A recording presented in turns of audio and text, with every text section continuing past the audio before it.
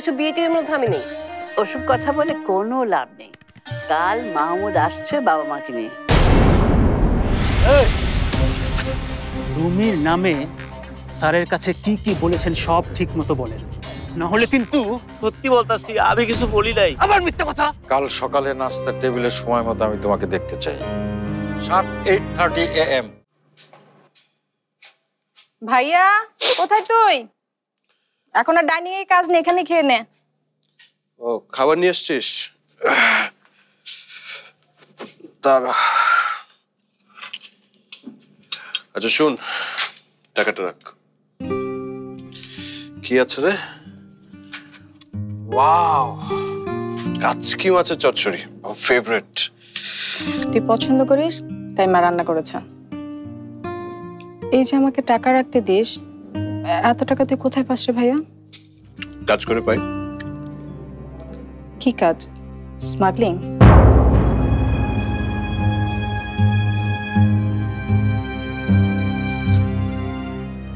শেষ পর্যন্ত তুইও আমাকে সন্দেহ করলি?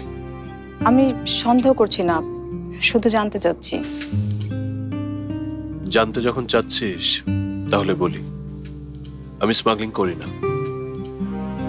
আমি শুধু কন্ট্রাক্টে একজনের পণ্য আরেকজনের কাছে পৌঁছে, ব্যাস।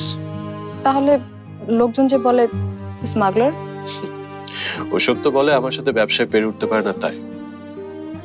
শোন, তুই যত বেশি উন্নতি করবি মানুষ তোকে তত বেশি ঈর্ষা করবে, তোর শত্রু তত বাড়বে, বুঝেছিস? তোরা তো যুক্তিতর্ক আমি বুঝি না, শুধু বলবো তুই সাবধানে থাকিস, আর বাবার বদনাম হয় এমন কিছু করিস না প্লিজ। আচ্ছা বাবা, ঠিক আছে। আগে এখন খাবারটা শেষ করি নি। মায়ের হাতে স্পেশাল চচ্চড়ি, দেরি করলে ঠান্ডা হয়ে যাবে, আমি সেটা চাই না। ভাইয়া, বাবার শরীরটা কিন্তু ভালো না। কাল তুই এমন কিছু বলিস না যাতে করে বাবার প্রেশারটা আবার বেড়ে যায়। আমার মনে হয় বাবা সকালে কিছুই মনে করতে পারবে না। ভাইয়া আচ্ছা যা, তুই যখন বলছিস আমি বাবাকে কিছুই বলবো না। বাবা যা বলবে আমি হাসি মুখে মেনে নিব। সেটাই ভালো, পারলে নিজের দোষটাও স্বীকার করে নিস। বাবা একটু রাগ করবে, একটু বকাঝকাও করবে, পরে সব ঠিক হয়ে যাবে। এই তো মা, ভাইয়াকে খাবার দিচ্ছি। আচ্ছা শোন, তুই খাওয়া শেষ কর, মা কেন রাখছে আমি শুনে আসছি। যা।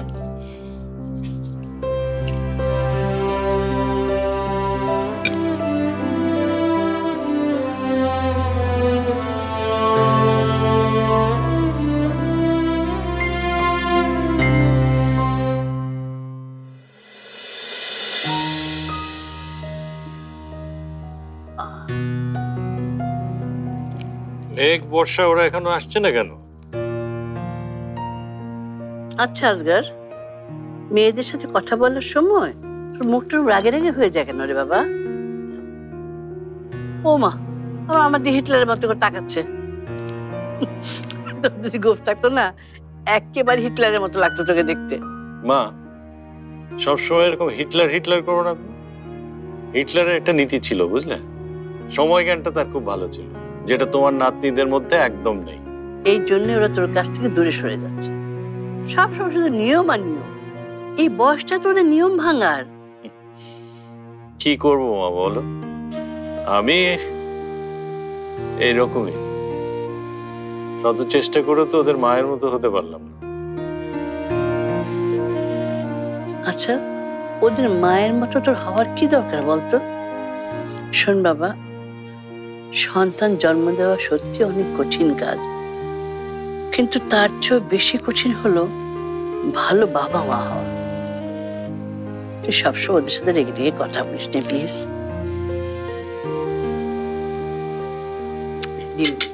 এসো এসো এসো এসো। দেরি হয়ে গেল, বস বস, খেতে বস। এই না মামলেট দে। হ্যাঁ শোনো, আজ বিকেলে কিন্তু বাড়িতেই থেকো। মোকারম আসবে ওর পরিবারের সবাইকে নিয়ে।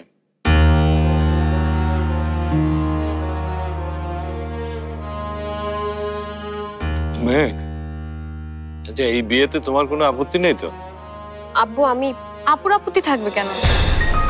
আপু তো মামুন ভাইয়ের জন্যই অপেক্ষা করছে।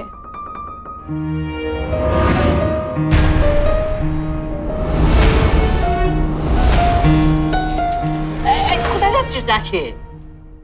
দাদি আমার ফোনটা মনে হয় পাচ্ছে আমি। আচ্ছা নিয়ে খা সে খা খা সে তাদের কর। তুই আবার মুখটাকে অমন করছিস কেন? ও তো কিছু অনিয়ম করেনি। কিন্তু নাস্তা না করে সাদেকের বলি, তোর মাথায় সংসার বুদ্ধি বলতে কিচ্ছু নেই। ওদের মা যে তোর সাথে কিভাবে সংসার করেছিল, আচ্ছা ওকে তোর সামনে ওর বিয়ের আলোচনা করবে নাকি? হ্যাঁ মা, মোকারমদের জন্য একটু ভালো করে আয়োজন করো। হ্যাঁ হ্যাঁ নিশ্চয়ই। ওরা কিন্তু সন্ধ্যার পরপরই আবার ঢাকায় চলে যাবে। আমি জব্বারকে বলে যাচ্ছি, যা যা লাগে আনিয়ে নিও। হ্যাঁ ঠিক আছে, তুই চিন্তা করিস না। বর্ষা, মেয়ে তোর আব্বুকে কি বলতে চাচ্ছিল রে? কি আর, মাহমুদ ভাইয়ের কথা। এত হ্যান্ডসাম, স্মার্ট, এডুকেটেড একটা ছেলে। অপেক্ষা কর, তোর জন্য এমনি একটা হ্যান্ডসাম এডুকেটেড ছেলে খুঁজে বার করছে খুব শিগগিরই। দাদি,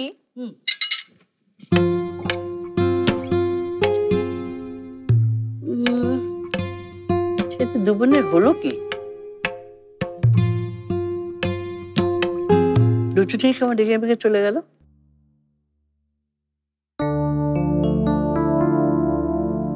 তুই এখনো বাসায়? ক্লাস নেই? আছে, বাবার সাথে তোর কথা হয়ে গেলে তারপর যাব।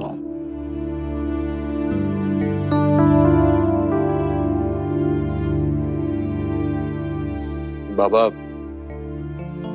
এখনো মনে রেখেছে? শশী, তোমার ভাইয়ের ঘুম কি এখনো ভাঙেনি? এই তো বাবা, ভাইয়া রেডি হয়ে আসছে।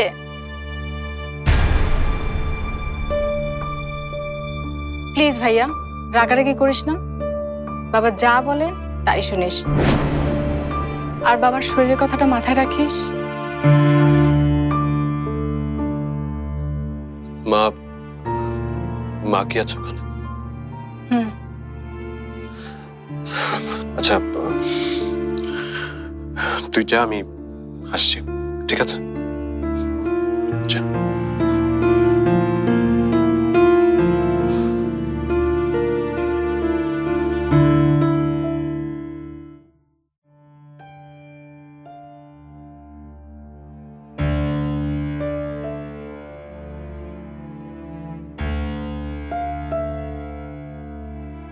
শোনো, তুমি আমার ছেলেকে যা খুশি তাই বলো, আমি বাধা দেব না, কিন্তু যা বলবে বাবা হয়ে নিজের ছেলেকে বলবে।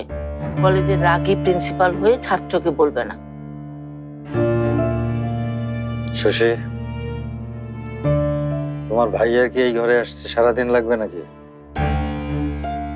আপনার সামনে আসতে ভাইয়া একটু ভয় পাচ্ছে। ভয়? তোমার ভাইকে সারা শহরের মানুষ ভয় পায়, আর সে কিনা ভয় পাচ্ছে আমাকে। আচ্ছা ঠিক আছে, যাও, তাকে গিয়ে বলো যে একজন রিটায়ার্ড শিক্ষককে এত ভয় পাওয়ার কিছু নেই।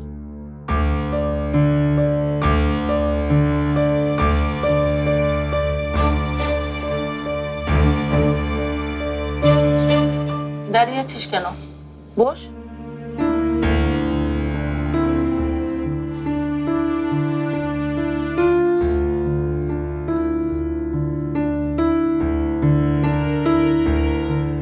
শশী, আমি তোমার ভাইয়ের সঙ্গে একা কিছুক্ষণ কথা বলতে চাই।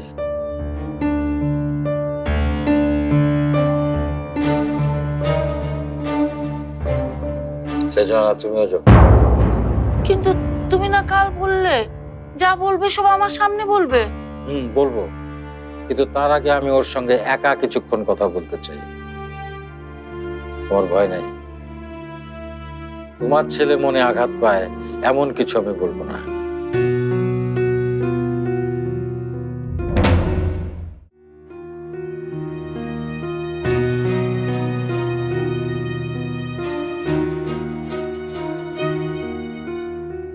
শশী বলছিল তুমি নাকি আমার সামনে আসতে ভয় পাও, কেন? তোমার বিরুদ্ধে কোনো প্রমাণিত আমি বাড়ি পর্যন্ত নিয়ে আসতে পারিনি, তাহলে এত ভয় কেন তোমার? না মানে আপনি রাতে বেলা যেভাবে রেগে গেলেন তাই। আসলে আপনাকে কোনো কিছু বিশ্বাস করানো অনেক কঠিন। দেখো রুমে, কোনো কথা শোনা মাত্র বিশ্বাস করাটা আমার স্বভাব না। তোমার সম্পর্কে বেশ কিছুদিন ধরে আমি নানান রকম কথাবার্তা শুনছি, কিন্তু আমি অমন করে ভাবতে চাইনি। কিন্তু কালকে যখন সবার সামনে আমার মুখের উপরে তোমার সম্পর্কে বললো, কে? তার নাম জেনে কি করবে?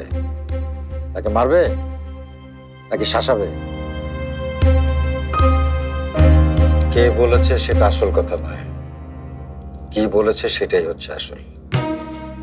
তুমি আমাকে একটা সত্যি করে কথা বলো তো, তুমি কি আসলেই স্মাগলিং এর সাথে জড়িত? আর আমি যে এলাকার মানুষের উপকার করে বেড়াই সেটা আপনাকে কেউ বলেনি? হ্যাঁ বলেছে, এবং সেটা শুনে তোমাকে নিয়ে আমার খানিকটা গর্ব হয়েছে। কই, আপনি তো আমাকে এভাবে ডেকে কথা কোনোদিন বলেননি। রুমি কিভাবে তোর বাবার মুখটা বন্ধ করে দিল দেখলি? দেখো রুমে, পড়াশোনা তুমি কোনোদিনই ভালো করতে পারোনি, সে কারণেই আমার ধারণা ছিল তোমাকে দিয়ে কিচ্ছু হবে না। কিন্তু যখন জানতে পারলাম যে তুমি অসহায় মানুষদের উপকার করো, তখন বুঝতে পারলাম তুমি ঠিক আর 10টা ছেলের মতো নও, একটু অন্যরকম। কিন্তু তার মানে এই নয় যে তুমি ভালো মানুষের মুখোশ পরে স্মাগলিং করে বেড়াও।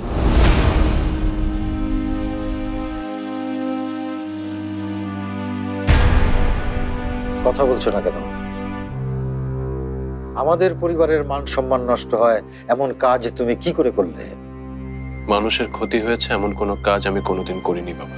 তাহলে মানুষজন তোমার নামে এই সমস্ত কথা কেন বলছে? যারা বলছে তারা হয়তোবা আমার সাথে কন্ট্রাক্টরিতে পেরে উঠে নেয় বলেই বলছে বাবা। যারা আমাকে এই সমস্ত কথা বলেছে তারা কেউ কন্ট্রাক্টরি করে না, সুতরাং মিথ্যা কথা বলার কোনো কারণ আমি এখানে দেখছি না। তোর বাবা আজ রাখছে না কেন? রুমে, তেলে আর জলে কখনো মিল হয় না, তেমনি একজন সৎ মানুষ একজন অসৎ মানুষের সাথে একই ছাদের নিচে থাকতে পারে না।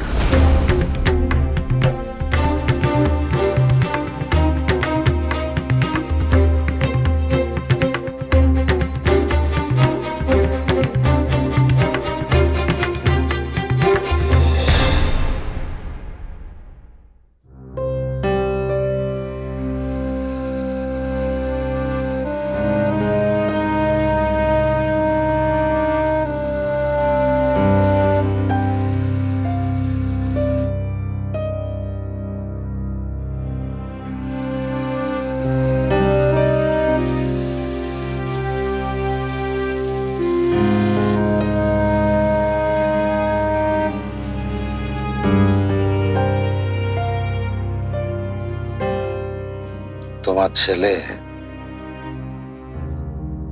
সেলফ রেসপেক্টটুকু হারিয়ে ফেলেছে। কিন্তু রুমি তো। রেজওয়ানা, আমার কথা বিশ্বাস না করার অধিকার তোমার আছে, কিন্তু আমি যা বলছি তা সবই সত্যি।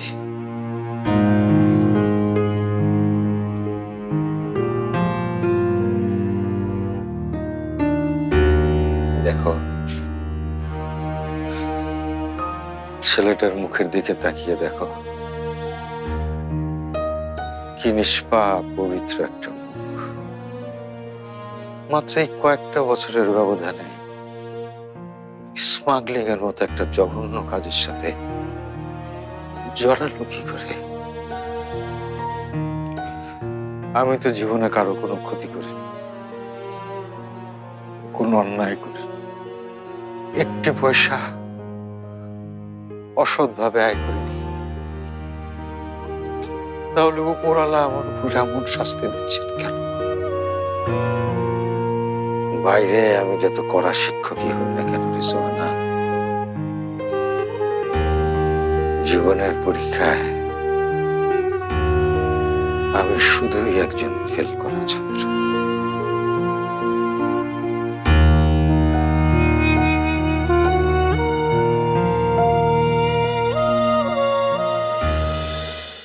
যাই বলিস দোস্ত, স্যারের সাথে এভাবে মিথ্যা বলতে আমি কখনোই পারতাম না। পুরো কলেজ লাইফে অন্য কোনো স্যারের পড়া আমি পড়ি আর না পড়ি, তোর বাবার পড়া মুখস্থ করে তারপরে ক্লাসে ঢুকতাম। স্যার এত ভালো একজন মানুষ, আমার কি মনে হয় জানিস, স্যারের মুখের উপর তোর মিথ্যা বলাটা একদম ঠিক হয়নি। তোরা শুধু মিথ্যা মিথ্যা কেন বলছিস? আমি মিথ্যা কথা বলেছি? আমি শুধু সত্যটা গোপন করেছি, ব্যাস। কিন্তু বিষয়টা তো একই হলো। না, একই হলো না। সত্য সত্য, মিথ্যা মিথ্যাই। আর তোরা খুব ভালো করে জানিস আমি কোনোদিন মিথ্যা কথা বলি না। সত্যটা কেন গোপন করেছি জানিস? এই যে এখানে দাঁড়িয়ে একটার পর একটা তোরা সিগারেট ধ্বংস করিস, কাপের পর কাপ যে তোরা চা খাস, সব বন্ধ হয়ে যায়। এই যে এতগুলো মানুষ আমার চেহারার দিকে তাকিয়ে থাকে, তাদেরকে আমি সাহায্য করব, তাদের আশা ভরসা সব শেষ হয়ে যায়। তাই আর আমাকে সত্য মিথ্যার উপদেশ দিতে আসবে রুবি, তাই করে তার যা ভালো লাগে। আমি আমার স্বপ্ন পূরণ করতে চাই। আমি চাই আজগর চাচার মতো আমার বাড়ির সামনে 3-3টা গাড়ি থাকবে। আর তোদের স্যার উপদেশ দিতে দিতে কি করতে পেরেছে? একটা মোটরসাইকেল কিনতে পেরেছেন? পারেননি। শুধু পেরেছেন আমার স্বপ্নের সামনে বাধা হয়ে দাঁড়ানো। আমি চাই না আমার বাবার মতো হতে। আমি চাই অনেক বড় হতে, অনেক বড়। যতটা বড় হলে আজগর চাচা আমাকে সম্মান দিয়ে কথা বলবে ততটা বড়। আর তোরা মামুন, রুবেলকে 1 কাপ চা দিতে। ভাই আনতেছি।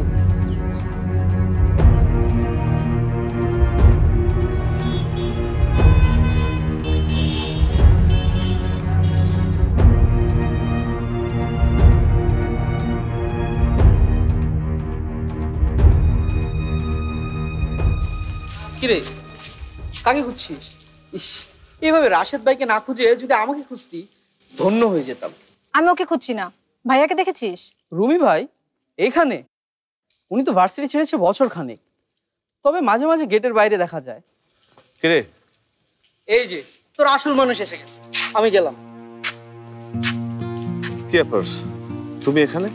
আজ না তোমার প্র্যাকটিক্যাল ক্লাস? ভাইয়াকে দেখেছো? না, তুমি তো জানোই রুমি লেখাপড়া ছেড়ে দেওয়ার পর আমি ওর সাথে ঘোরাঘুরি বন্ধ করে দিয়েছি। না মানে গতকাল সন্ধ্যায় আমার সাথে দেখা হয়েছিল, রেস্টুরেন্টে খাওয়াতে চাইলো, কি যেন করে অনেক টাকা পেয়েছে। আমার টিউশনে ছিল, আমি যেতে পারি। আমার সাথে একটু চলো তো, কথা আছে। আমার তো এখন ইম্পর্টেন্ট একটা ক্লাস আছে। তুমি যাবে কি না? ঠিক আছে, চল।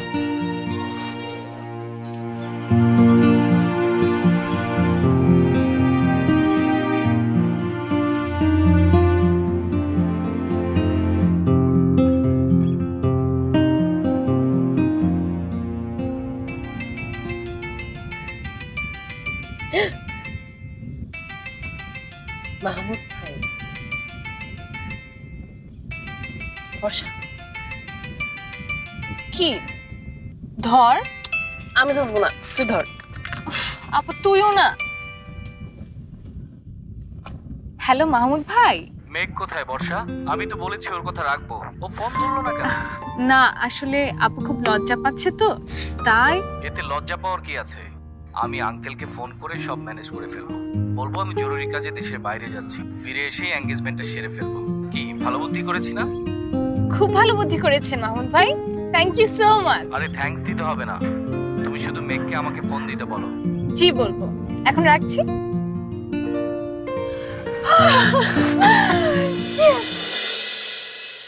ওইসব বাজে ছেলেদের দিকে নজর দেওয়া বন্ধ কর, নাহলে কিন্তু আব্বু। ওমা, আব্বুকে বলার মতন কি আবার করলাম আমি? আর রুমি ভাইকে তো আমি বড় ভাইয়ের মতোই দেখি। রুমি স্কুল থেকে ফিরলে সবাই একসাথে বসে তারপরে খেতাম। আর কোনো কারণে রুমি যদি দেরি করতো, তুমি না খেয়ে কলেজে চলে যেতে। মা তুমি টেনশন করো না তো, মাহমুদ দেশে ফিরলেই ওরা এসে মেঘকে আংটি পরিয়ে দিয়ে যাবে। কোনো সমস্যা ভাই? না, কোনো সমস্যা না। জামিল বলল বাস স্ট্যান্ডে নাকি পুলিশের চেকিং চলবে।